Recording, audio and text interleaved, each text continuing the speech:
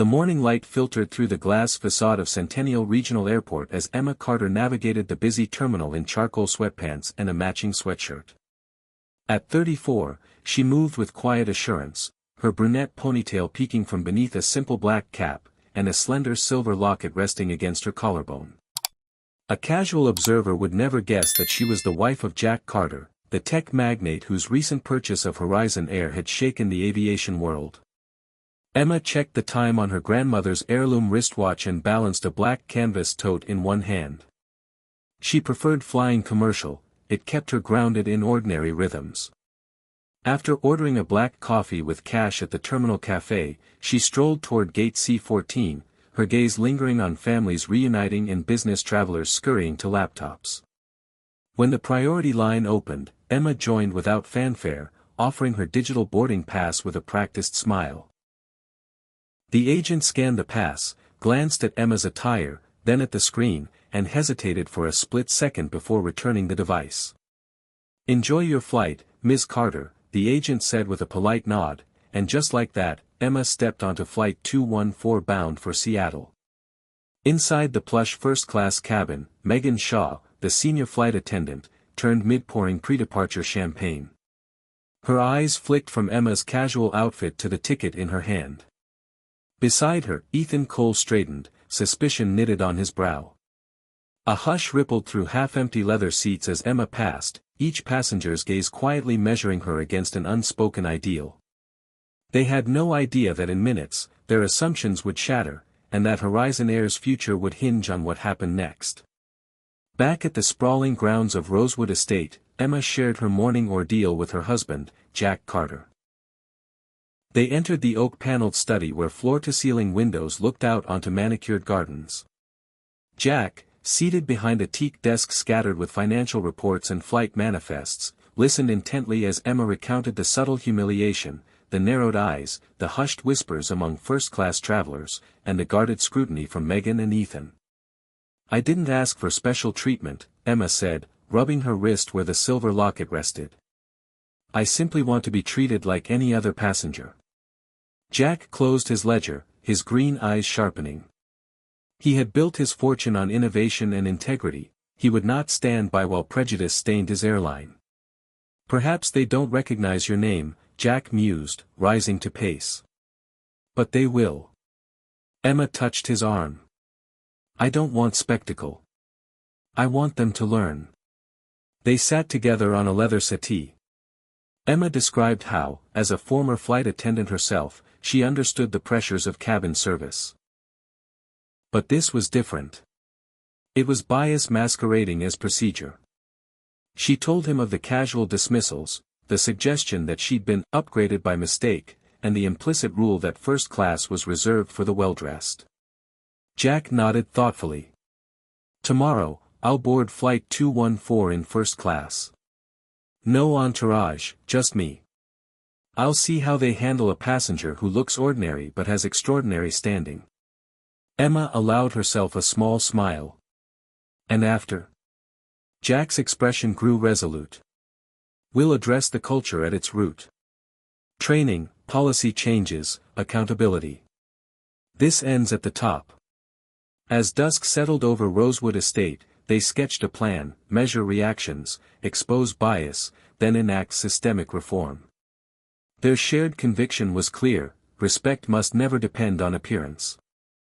At 9:30 the following morning, Jack Carter arrived at Centennial Regional Airport in a nondescript sedan. He checked in with a standard boarding pass and chose no special lane. Gate C-14 bustled with travelers as he joined the line, greeting the agent with understated confidence. Moments later, he strolled into Horizon Air's first-class cabin, carrying only a sleek briefcase. Megan Shaw offered her practiced smile as Jack moved past her, but recognition flickered in her eyes. They had heard of the airline's new owner, but never expected him in person. Ethan Cole, standing by the drinks cart, froze mid-polish. "Good morning, Mr. Carter," Megan said, regaining composure. "Welcome aboard." Jack inclined his head. "Thank you. Seat 1C, please." Megan nodded and led him down the aisle. Passengers in designer attire stole glances. Jack settled into the leather seat by the window. He observed discreetly how Megan distributed towels, how Ethan offered menus, and how other travelers reacted to a passenger who carried no outward markers of wealth. Moments later, Megan approached. "Can I offer you a beverage?" she asked courteously. Jack met her gaze. "Water, please. By the way, I'd like a moment to speak with you both before takeoff." Her smile faltered. She exchanged a glance with Ethan. "Of course, sir." In the cabin corridor, Jack's tone was calm but firm.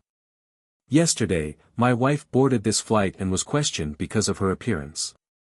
I want to understand why that happened."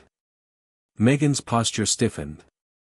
"Sir, we only follow protocol to verify first-class assignments." "Protocol isn't selective," Jack replied. "My wife's ticket was valid. Yet she was nearly reassigned because she wore casual clothes. That decision reflects bias, not policy." Ethan shifted uncomfortably. "Sir, we're trained to maintain exclusivity in first class." Jack nodded. Exclusivity should not translate into exclusion. Horizon Air's brand promises dignity for every passenger, regardless of attire. He paused. "I intend to ensure that promise is upheld. Will you help me?" Megan inhaled, sensing the gravity. "Yes, Mr. Carter. I understand." Jack returned to his seat. The cabin's ambience had subtly shifted, attentiveness replaced cool formality. As the engines whirred, Horizon Air's course was set toward change. Once airborne, Jack Carter convened a private briefing with Horizon Air's cabin leadership in the forward lounge. Megan Shaw and Ethan Cole took their places opposite him at a polished mahogany table. "Thank you for joining me," Jack began, voice measured. "I value professionalism and respect in your roles. Yet yesterday's incident shows we have blind sides in our standards. I propose 3 actions." Megan nodded, pen ready. Ethan leaned forward. "First," Jack continued, "a mandatory unconscious bias workshop for every flight attendant and gate agent, to be completed within 2 weeks." "Understood," Megan said. "Second," he said, meeting Ethan's eyes, "you both will spend 1 month volunteering with the Carter Foundation's Passenger Assistance Program, helping travelers with disabilities and special needs. No uniform. Observe, learn, and serve." Ethan's throat bobbed. "We'll do it." "And third," Jack concluded, "I want Megan to join our newly forming Customer Experience Council, working directly with senior management. Your insights as frontline staff are invaluable." Megan's eyes widened. "I'm honored." Jack offered a thin smile. "Culture change begins when leadership listens." They shook hands. The cabin crew dispersed into new roles by design, not demotion. As Jack returned to his seat, the Horizon Air brand stood on the brink of genuine transformation, driven by actions rather than rhetoric. A month later, the grand ballroom of the Skyview Convention Center shimmered under crystal chandeliers.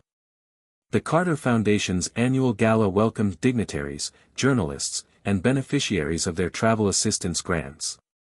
Megan Shaw, now in smart civilian attire, guided guests toward registration, her manner patient and sincere. Emma Carter took the stage in a deep emerald gown. She spoke of the Foundation's mission, ensuring that all travelers, regardless of circumstance, receive respectful support. Her voice carried conviction from lived experience. After the applause, Emma spotted Megan assisting a young wheelchair user. She approached with a warm smile. "Megan, thank you for everything." Megan paused. "Mrs. Carter, I owe you an apology. I misjudged you, and my actions hurt more than I realized." Emma placed a hand on Megan's arm. "You've made amends by learning and leading. That matters most." Across the room, Ethan Cole helped distribute care packages to seniors. Emma joined him briefly. "Your work with our team has set a new standard," she told him. Ethan smiled softly. This experience changed how I see service. It's about people, not perks. As guests mingled, Jack Carter and board members observed rising satisfaction metrics on event monitors. The gala was not just a fundraiser, it was a celebration of values restored. By evening's end, Horizon Air's pilot program with the Carter Foundation was heralded as a model for inclusive travel. The real redemption lay in changed hearts, not headlines. 2 weeks after the gala, Jack summoned Megan to Horizon Air's headquarters. In the sleek glass office overlooking runways, he presented her with a formal appointment.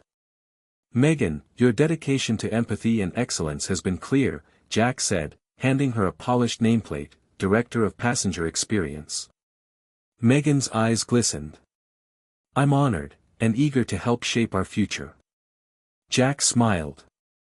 "You'll lead training, advise on policy, and ensure every traveler receives dignity. Ethan will be your deputy, he's learned valuable lessons in the field." Ethan shook Megan's hand. "Let's get to work." Under their leadership, Horizon Air rolled out new guidelines, simplified boarding verification, sensitivity workshops, and a customer feedback task force. The aviators turned advocates found purpose beyond seat assignments. As Megan hung her nameplate outside her door, she reflected on how a moment of bias had led to a career-defining opportunity. And Horizon Air's sky looked clearer than ever. A few days later, Emma and Jack retreated to a coastal villa overlooking the Pacific. The rhythmic crash of waves mirrored the steady work underway at Horizon Air. Emma sipped herbal tea on the veranda. "They're really changing," she said, glancing at Jack. "Have you heard feedback from passengers?" Jack nodded. "Complaints about dismissive service have dropped by 60%. And our training enrollment is full." Emma smiled. "It feels right, justice without spectacle." Jack wrapped an arm around her. All because someone stood up while staying true to herself. They watched seabirds wheel against the sunset, content that dignity had become more than a promise, it was a practice. And that practice would guide Horizon Air for years to come.